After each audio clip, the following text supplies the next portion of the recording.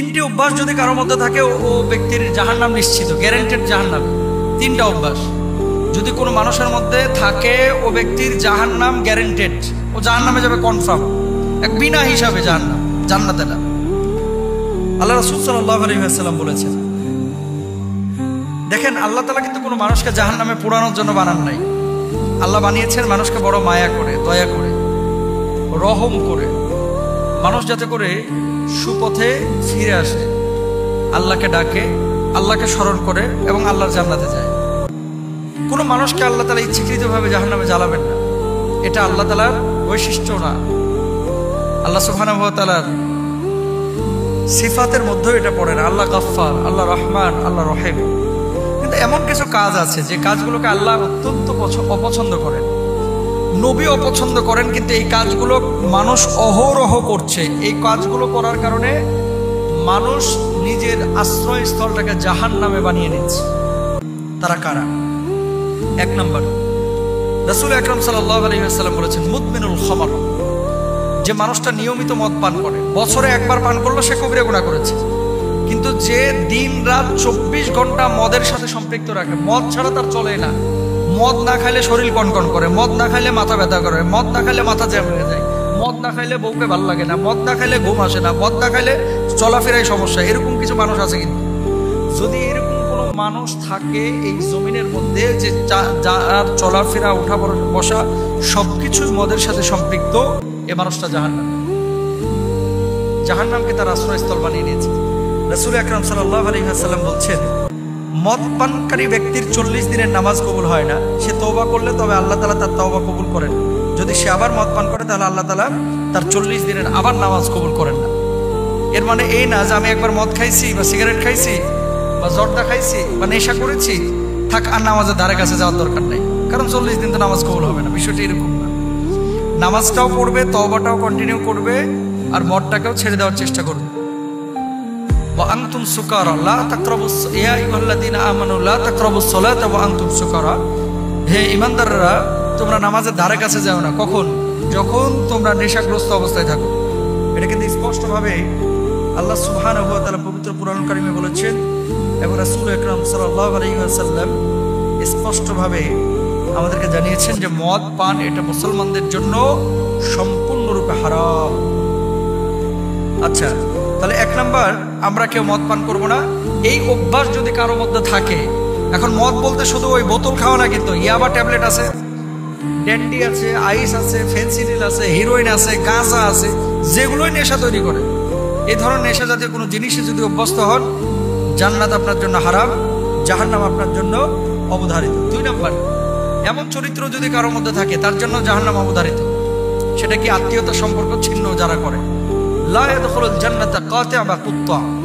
আল্লাহ রাসূল সাল্লাল্লাহু আলাইহি ওয়াসাল্লাম বলেছেন, ওই ব্যক্তি যে আত্মীয়তার সম্পর্ক ছিন্ন করে সে আল্লাহর জান্নাতে যেতে পারবে না।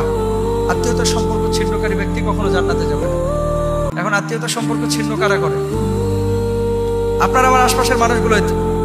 ইদানিং দেখবেন ভাই ভাইয়ের সাথে তেমন সম্পর্ক নাই, বোনেরা ভাইয়ের সাথে তেমন সম্পর্ক রাখতে চায় না। আর টাকা পয়সা আগে ছিল না, এখন যদি হয়ে যায় মাশাআল্লাহ। বড় লোক যে আত্মীয় আছে এটারে ফোন দিতে 3 বার ভাবে, না জানে কি মনে করে, সার মানুষ আছে না।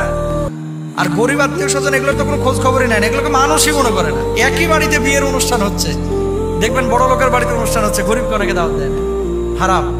আত্মীয়তার সম্পর্ক যে ছিন্ন করলো সেই ব্যক্তি জান্নাতে যাইতে পারবে না, সে ব্যক্তি জাহান্নামে চলে যাবে।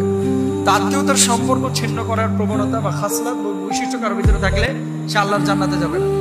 2 নম্বর। আর আত্মীয়তার সম্পর্ক আপনি কেন ছিন্ন করবেন?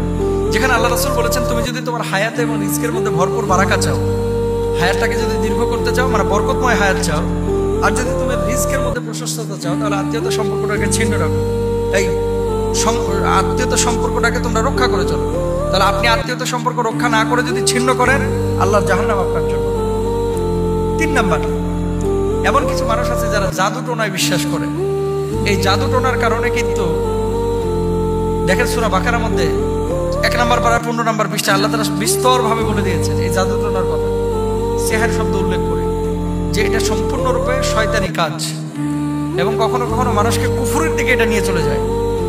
জাদু যারা করে, জাদুটোনায় যারা বিশ্বাসী এবং জাদুটোনা দিয়ে মানুষকে যারা ক্ষতি করে, পারতপক্ষে এদের ঈমান থাকে না, এরা কাফের হয়ে যায়। অনেক মুসলমান কিন্তু এই কাজ করে, অন্যের ভালো সহ্য করতে পারেন এর জন্য তাবিজ করে।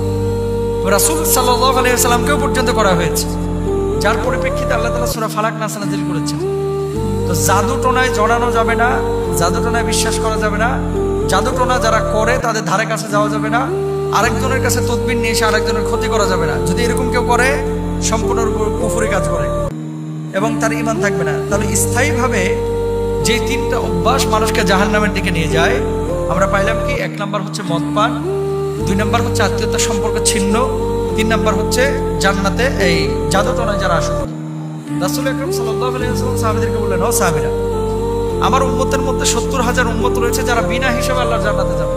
সাহাবীরা বললেন, ইয়া রাসূলুল্লাহ, 70,000 মানুষ বিনা হিসেবে জান্নাতে যাবে? এই কথা বলে নবীজি ঘরে চলে গেছে, আর বলেন না যে কারা। কতক্ষণ পরে সাহাবীরা আলোচনা শুরু করেছে গোল গোল হয়ে, যে আচ্ছা এরা কারা? কে বলছে সাহাবীরা, কে বলছে শহীদরা, কে বলছে নবী আলাইহিস সালাম। কতক্ষণ পরে আল্লাহ নবী বের হয়েছে, বলছে কি নিয়ে তোমরা এত আলোচনা করছো? সাহাবীরা বললেন, ইয়া রাসূলুল্লাহ, আপনি যে বললেন যে 70,000 মানুষ বিনা হিসেবে জান্নাতে যাবে, এরা কারা? আমরা তো এটা নিয়ে কনফিউশনে পড়ে গেছি। আল্লাহ নবী বললেন, লা ইয়াস্তারকুনা ওয়ালা ইয়াত্তাইয়ারুনা ওয়ালা ইয়াত্তাওহুনা ওয়া আলা রাব্বিহিম ইয়াতাওয়াক্কালুন। যারা দাগ কেটে চিকিৎসা গ্রহণ করে না, গালগুল কাইটা, হাত পা কাইটা, তারপরে আগুনের শেক টেক দিয়ে এমন ভাবে স্পট ফেলে, এই ধরনের কোন চিকিৎসা যারা গ্রহণ করে না, ওই ঝাড়ফুঁক আর কি, অবৈধ ঝাড়ফুঁক যেগুলো, অশুভ লক্ষণ যারা বিশ্বাস করে না, অলক্ষণে কুলক্ষণে বলতে কোনো কিছু পৃথিবীতে নাই, সব কিছুই ভালো। তবে হ্যাঁ, কখনো কখনো মানুষ আপনার ক্ষতি করতে চায়।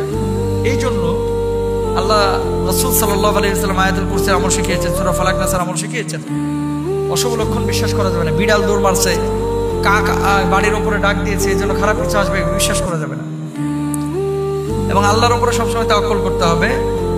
আর অবৈধ ঝাড়ফুঁক, মাছের চোখ দিয়া, মাছের আইস দিয়া, মহিলার ওই যে ঘর থেকে চুল নিয়ে এসে আরেকজনের ওড়নার কোনা কাইটা নিয়ে এসে তাবিজ করে সেই মেয়েকে বসে আনার জন্য চেষ্টা করা, তদবির করার চেষ্টা চালানো সম্পূর্ণরূপে হারাম। এগুলো করা